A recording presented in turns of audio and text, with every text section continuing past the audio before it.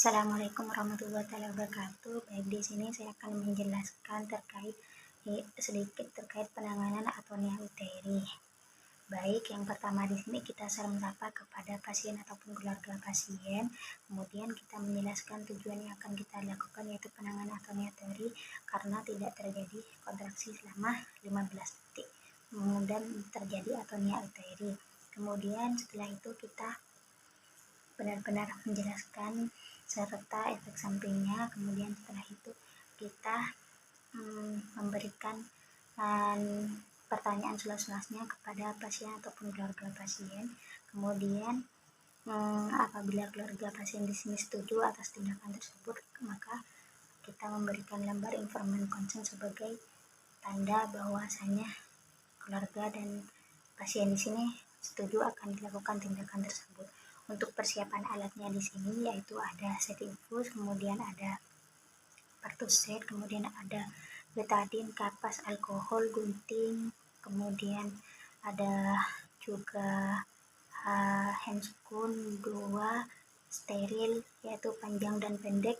Kemudian juga ada alatnya di sini juga ada persiapan untuk pasien penolongnya, ada celemek, penutup kepala, sarung tangan, kemudian sepatu, kacamata, dan juga untuk pasien di sini ada tabung gas O2, kemudian juga ada duk steril DTT 2 buah untuk alas bokong, dan juga untuk di perut ibu, untuk penutup perut ibu.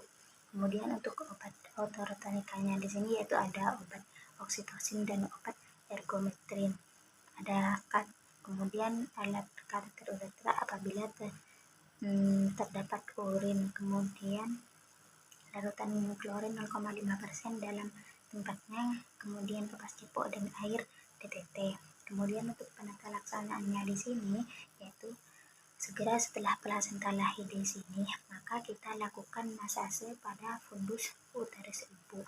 Apabila dalam 15 detik dilakukan masase tidak terjadi kontraksi, maka ibu di sini dikatakan atonia uteri. Apabila terjadi atonia uteri, maka kita lakukan penanganan yang namanya KBI, yaitu kompresi bimanual interna. Yang pertama kita memakai sarung tangan panjang steril. Kemudian setelah itu kita memasukkan tangan kita ke dalam vagina ibu di sini secara obstetrik. Kemudian setelah itu memeriksa dinding vagina dan kapul uteri. Apabila terdapat selaput kutuban ataupun bekuan darah, maka lakukan eksplorasi. Kemudian kepalkan ibu, tangan dalam vagina, kemudian letakkan di kepalkan tangan dalam vagina, kemudian letakkan di fornix anterior. Kemudian tangan yang di luar di sini yaitu meraba pada bagian korpus uteri posterior seluas mungkin. Kemudian menekan kuat uterus ibu di antara kedua tangan selama 5 menit. Apabila dalam 5 menit di sini terjadi kontraksi, maka dilanjutkan KBI yaitu selama 2 menit, maka total KBI menjadi 7 menit. Dan apabila dalam waktu 5 menit tetap tidak terjadi kontraksi, maka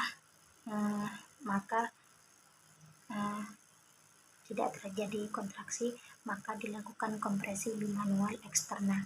Apabila terdapat asisten, maka KBI di sini dilanjutkan dan KBE di sini tidak usah dilakukan.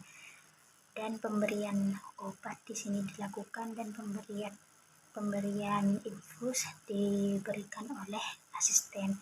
Dan kita meminta kepada keluarga di sini untuk meminta bantuannya untuk mengepalkan tangannya di sini di bagian suprapubik pasien dengan satu tangan, kemudian tangan yang lain di sini meraba pada bagian korpus uteri posterior seluas mungkin. Kemudian tekan uterus tersebut di antara kedua tangan tersebut. Sementara itu sang penolong di sini menggerakkan tangan dari dalam vaginanya, kemudian memberikan injeksi ergometrin yaitu sebanyak 0,2 mg secara IM atau misoprostol atau misoprostol 600 sampai 1000 mg per rektal. Kemudian untuk asisten di sini yaitu memasang infus RL plus oksitosin 20 unit. Kemudian dengan jarum infus ukuran 16 ataupun 18. Kemudian infusnya dihabiskan dalam waktu kurang lebih 10 menit. Kemudian untuk sang penolong di sini untuk penolong di sini memakai sarung tangan kembali yang steril, yang panjang. Kemudian dilanjutkan dengan mengulangi KBI. KBI yaitu kompresi bimanual interna. Jika dalam waktu 1 sampai 2 menit uterus di sini terus tidak berkontraksi, maka segera rujuk ke rumah sakit dan diberikan infus RL 500 cc plus oksitosin 20 unit. Untuk botol infus kedua sampai keempat di sini dihabiskan dalam waktu 1 jam tiap botolnya. Kemudian untuk botol selanjutnya di sini dihabiskan dalam waktu 4 jam atau 125 cc sampai ke tempat rujukan. Kemudian bila tidak tersedia cukup cairan infus, maka pemberian botol infus kedua keempat di situ diberikan dengan tetesan yang sedang atau ditambah pemberian cairan per rektal. Sekian penjelasan saya terkait dengan penanganan atonia uteri yang tidak dengan fundus uteri yang tidak berkontraksi dan terjadi atonia uteri. Apabila terdapat kesalahan mohon maaf. Wassalamualaikum warahmatullahi wabarakatuh.